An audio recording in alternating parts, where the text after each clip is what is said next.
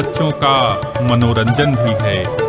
देश दुनिया की ताज़ा तरीन खबरों से रूबरू कराता ये है अन्नपूर्णा मीडिया ग्रुप और आप देख रहे हैं पी न्यूज़, खबरों का बादशाह।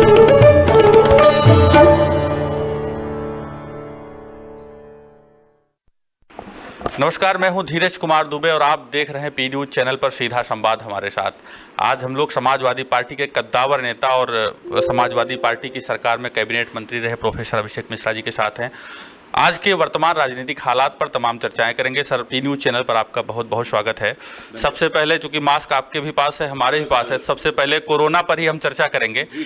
तो जो कोरोना की वर्तमान परिस्थितियाँ चल रही, जो हालात हैं, उस पर जो प्रदेश सरकार और केंद्र सरकार की व्यवस्थाएं हैं, इस पर आप क्या कहना चाहेंगे? मुझे पता नहीं आप किन व्यवस्थाओं की बात कर रहे हैं, क्योंकि व्यवस्था जनता को, उत्तर प्रदेश को, हिंदुस्तान को दिखाई नहीं पड़ रही है।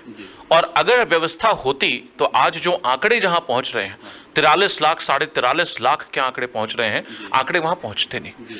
हमने लॉकडाउन तब कर दिया था जब हमारे पास 400 केसेस थे और आज हमारे पास 43 लाख केसेस हैं और आज भी राइजिंग ट्रेंड है। दुनिया में कोई दूसरा देश नहीं जिसने कोरोना को इतना मिसमैनेज किया हो, जिसका इतना खराब अरेंजमेंट हो, जिसने इतनी खराब पॉलिसी इंप्लीमेंट करी हो।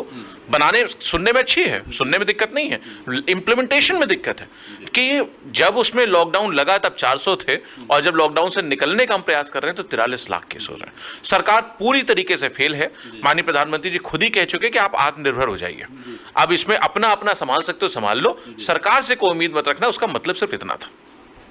प्रदेश में ब्राह्मणों की हत्या पर भी बहुत हो हल्ला मचा है। तमाम पार्टियां भी और तमाम ब्राह्मण संगठन भी सरकार का विरोध करते नजर आ रहे हैं। तो ब्राह्मणों की हत्या पर आपके क्या जवाब हैं, कैसा आप देखते हैं? देखिए, अभी आपने देखा कल परसों में भी पिछले 24 घंटे में नोएडा में 3 मर्डर्स हुए। एक 2 व्यापारी थे और एक बच्चा था जो घर का इकलौता बच्चा था। ठीक, आपने उससे पहले देखा किस तरीके से पीट पीट करके 3 बार के विधायक आदरणीय निर्वेंद्र मिश्र जी को मार डाला गया। और जब हम लोग उनके अंतिम संस्कार में जाने के लिए घर से निकले तो रास्ते पे पुलिस में हजारों की संख्या में नाकेबंदी थी, ऐसे कि जैसे हम लोग पहुंच जाएंगे तो वहां पता नहीं कौन सा बवाल हो जाएगा, और हम लोगों को पुलिस ने नहीं जाने दिया। तो मैं माननीय उत्तर प्रदेश के माननीय मुख्यमंत्री जी से निवेदन करूंगा कि कोई एक विभाग बना दें जिसमें, और प्रमुख सचिव को एक उसमें लगा दें, जिसमें जिसको भी अंत्येष्टि में किसी की जाना हो, जिसके अंतिम संस्कार में कभी किसी को जाना, अपने परिवार में हो, मोहल्ले में हो जाए, दोस्त में हो जाए, यार में हो जाए, परिवार भगवान न करे हो जाए, तो उसमें एप्लीकेशन दे दे कि साहब हमें इसके अंतिम संस्कार में जाना है, आप परमिशन दे दें तो जाएं, और न परमिशन दे रास्ते में अगर पुलिस को रोकना हो और बैठाना हो, डिटेन करना हो, तो फिर तो न जाए आदमी। इसका एक विभाग बन जाना चाहिए। मैं तो सवाल उठाना चाहूंगा कि अभी हमने 2 उत्तर प्रदेश के कैबिनेट मंत्री कोरोना से खोए, बहुत दुखद घटना थी। ठीक, लेकिन पता नहीं क्यों माननीय मुख्यमंत्री जी ने जो बताया था कि बहुत छोटा सा वायरस है, योग से ठीक हो जाएगा, अगर माननीय मुख्यमंत्री जी वही योग उन दोनों को बता देते तो हो सकता है ईश्वर उनकी जान बच जाती है आज। एनीवे, ईश्वर का निर्णय है ये तो। लेकिन उसमें जब लोग गए तो किसी को रोका नहीं गया, उसमें जब परिवार गया होगा तो किसी को रोका नहीं गया, उसमें जब साथी लोग गए होंगे तो रोका नहीं गया, विधायक मंत्री पूर्व मंत्री गए होंगे तो उसमें रोका नहीं गया। आखिर ऐसी क्या खास बात थी निर्वेंद्र मिश्रा की मौत में कि वहां प्रोफेसर अभिषेक मिश्रा नहीं जा सकते? तो अगर अंतिम संस्कार में कोई नहीं शामिल होने देगा तो इससे बड़ी अव्यवस्था, इससे बड़ा मुझे लगता है द्वेष की भावना तो कोई हो ही नहीं सकते।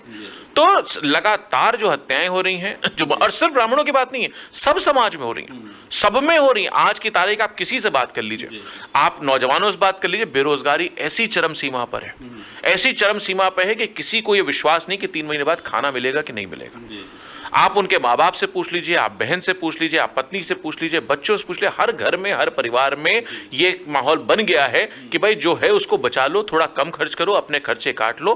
कोई परिवार मुझे नहीं लगता है ऐसा होगा जिसने कम से कम अपने खर्चे 50% नहीं करते होंगे।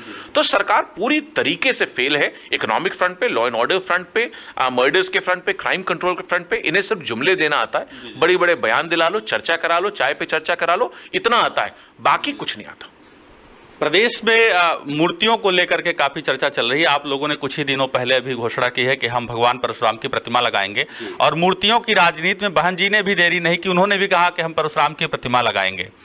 तो क्या ये मान लिया जाए कि जो सत्ता की चाबी है, आगामी सत्ता की चाबी ब्राह्मणों के हाथ में है? 2 सवाल आपने पूछे, दोनों का अलग अलग जवाब देता हूं।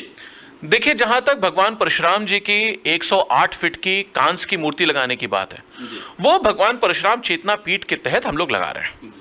वो एक अलग काम है, वो भगवान का काम है, वो मेरी आस्था का बात है, वो मेरा विश्वास का प्रतीक है। और जहां तक आज तक मानव की कल्पना नहीं पहुंची थी, जहां तक इंसान ने आज तक सोचा नहीं था, जो दिवा स्वप्न भी नहीं सोचा था, वो परिकल्पना हमने की है। और हमने प्रण लिया है, प्रतिज्ञा ली है, वचन लिया है, खुद को दिया है कि हम लगाएंगे भगवान की मूर्ति।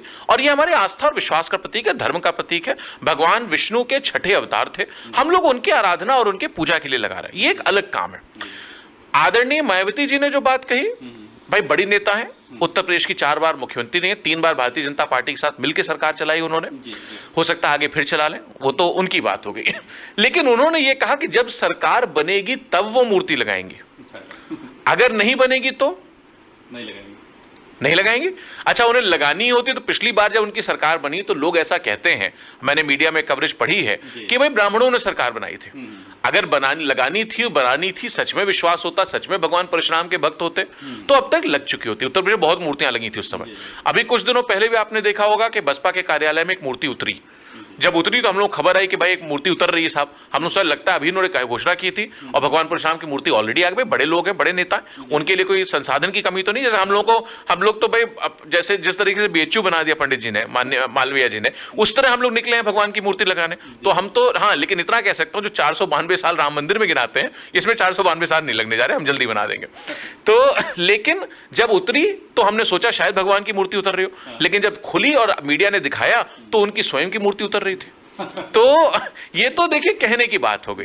हम लोग आज काम कर रहे हैं। मैंने ये नहीं कहा जब मैं विधायक बन जाऊंगा तब काम करूंगा, सरकार बन जाएगी तब लगाऊंगा, या मैं मंत्री हो जाऊंगा तब लगाऊंगा, ये मेरे बॉस माननीय अखिलेश यादव मुख्यमंत्री हो जाएंगे तब लगाऊंगा। नहीं, हम आज काम कर रहे हैं, वो हमारी श्रद्धा का सवाल है। दूसरा सवाल आपने पूछा, वो आपने पॉलिटिकल सवाल पूछा कि क्या चाबी ब्राह्मणों के पास है। निश्चित रूप से है।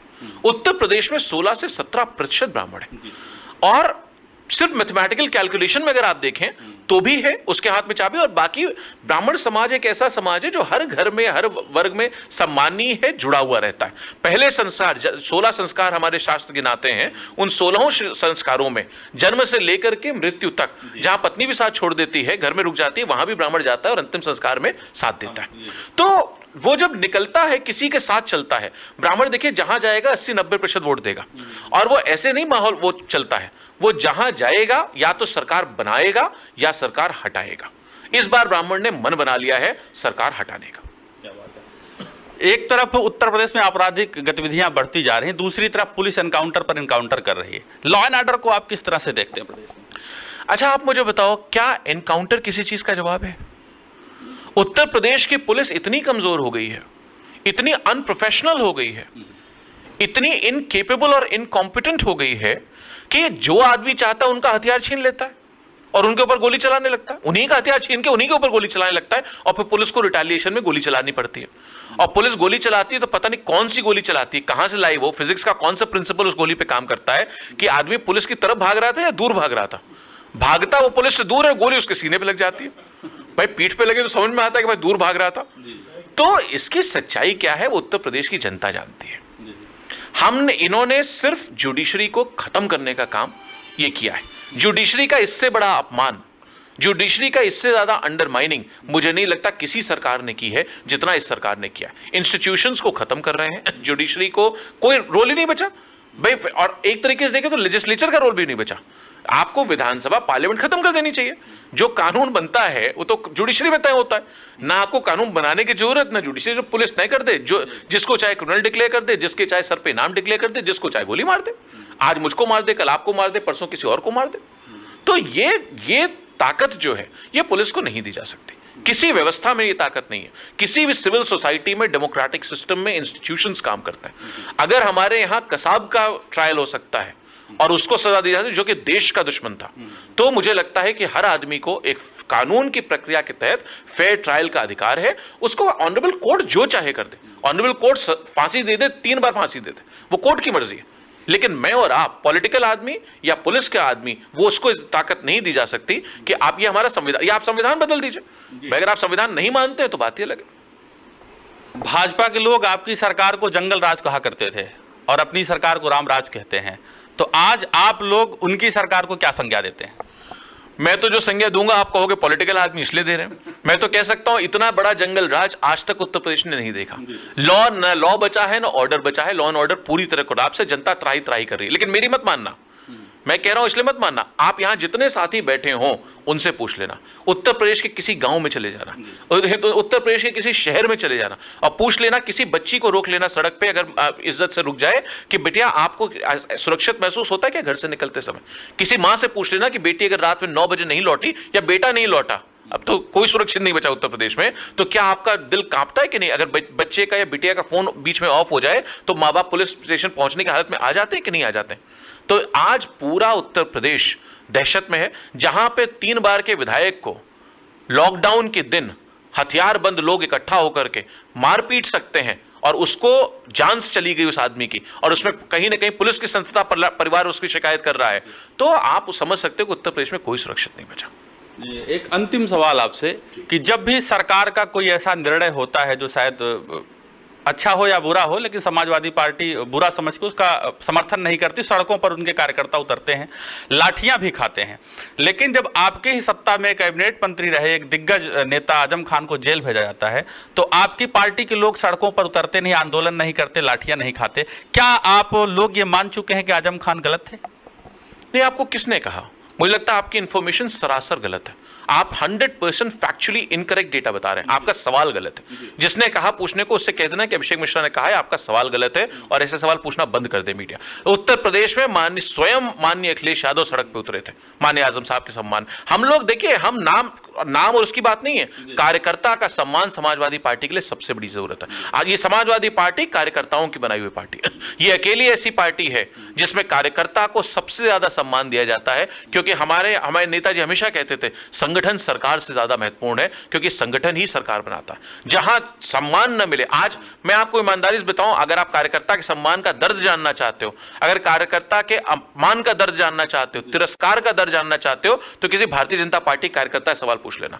आज रो रहे हैं और मैं अपील करना चाहूंगा कि अब की भारतीय जनता पार्टी का कार्यकर्ता ही समाजवादी पार्टी सरकार बनाएगा। आप देख लेना, जितना उनकी बेइज्जती हुई है, जितना वो अपमानित हुए हैं भाजपा की सरकार में, इतना किसी पार्टी सरकार में कोई कार्यकर्ता अपमानित नहीं हुआ। बिल्कुल, लगातार मैं कई कैबिनेट मंत्रियों के इंटरव्यू कर चुका हूं, लगातार विधायकों के वर्तमान जो है उनके भी इंटरव्यू कर रहा हूं, लेकिन जिस तरह से मुझे लगता है कि होना चाहिए था आजम खान जी के साथ, वैसा नहीं हो पा रहा है मेरी जानकारी के अनुसार। माननीय राष्ट्रीय अध्यक्ष जी स्वयं उतरे, हम लोग उतरे, किसने धरना प्रदर्शन नहीं किया? कहां नहीं किया? आप बताओ। आपने कभी जेल में उनसे मुलाकात की? नहीं, हम लोग को जाने का इजाजत नहीं मिली, हम लोग तो गए, हमें मना कर दिया गया कि साहब नहीं मिलने देंगे आपको। जब माननीय राष्ट्रीय अध्यक्ष जी को नहीं मिलने दे रहे, उनको मना हो रहा है, तो हम लोग की क्या बिसात? तो चलते चलते हमारे पी न्यूज़ के दर्शकों को और जो आपके फॉलोअर्स हैं, प्रोफेसर अभिषेक मिश्रा चूंकि ब्राह्मण नेताओं के एक बड़े चेहरे के रूप में माने जाते हैं, अभी तक हम लोग जितना रीडिंग किए हुए हैं, तो आप उन जो आपकी एक संगठन है, जो आपके फॉलोअर्स हैं, जो पी न्यूज़ के दर्शक हैं, उनको क्या संदेश देना चाहेंगे? देखिए, मैं राजनीति हमेशा इस नजरिए से करता हूं और मैं बहुत कुछ छोड़ के राजनीति कर रहा हूं। मेरे जीवन भर की कमाई, मेरी शिक्षा, मेरी विद्या जो थी, उसको छोड़ करके मैं उसको लेकर के राजनीति में आया था कि शायद मेरी शिक्षा, मेरी विद्या यहां ज्यादा काम आ जाएगी। एक बड़ा प्लेटफॉर्म है, मैं ज्यादा कुछ कर सकूंगा यहाँ। मुझको मेरे पिताजी ने एक बार शेर सिखाया था जब मैं बच्चा था, आज मेरा भी 5 साल का बच्चा जो उसको भी याद है, हम लोग ट्रांसफर कर रहे हैं, कि एक शजर आंगन में ऐसा भी लगाना चाहिए। शजर का मतलब होता है पेड़, कि एक शजर आंगन में ऐसा भी लगाना चाहिए जिसका साया दूसरे के घर में जाना चाहिए। उस नियत से हम लोग राजनीति करते हैं। मैं आपको विश्वास दिलाना चाहूंगा, हम लोग बहुत ईमानदारी से, इंटेलेक्चुअल ऑनेस्टी से और फाइनेंशियल इंटेग्रिटी के साथ, लेकिन हाँ ये कह सकता हूं कि जिस काबिलियत से करता हूं, कोशिश करता हूं कि हिंदुस्तान में मेरे मुकाबले दूसरा कोई आदमी ना काम कर रहा हो, उस नीति से, उस नियत से काम करता हूं। और आपके व्यूअर्स को इतना कहना चाहूंगा कि कोरोना बहुत फैला हुआ है, आप सब सुरक्षित रहिए, सेफ रहिए, मास्क लगा के रहिए, घर से अगर न निकल सके तो मत निकलिए और अपनी सुरक्षा का ख्याल रखिए, क्योंकि अब सरकार ने घुटने टेक दिए हैं, क्राइम के सामने भी, कोरोना के सामने भी, और कह दिया है आत्मनिर्भर हो जाइए। ये सरकार का सीधा सीधा मैसेज है कि भाई हमसे नहीं होगा, अब जो खुद कर सकते हो कर लो, नहीं कर सकते तो जय श्री राम। तो अभी आप सुन रहे थे प्रोफेसर अभिषेक मिश्रा, समाजवादी पार्टी के बड़े कद्दावर नेता के रूप में माने जाते हैं। देश दुनिया की ताज़ा तरीन खबरों के लिए बने रहे हमारे साथ और देखते रहें पी न्यूज़ चैनल, खबरों का बादशाह। यहाँ भजन भी है, प्रवचन भी है, आस्था का संगम भी है, ब्यूटी है, व्यंजन भी है, बच्चों का मनोरंजन भी है। देश दुनिया की ताजा तरीन खबरों से रूबरू कराता ये है अन्नपूर्णा मीडिया ग्रुप और आप देख रहे हैं पी न्यूज़, खबरों का बादशाह।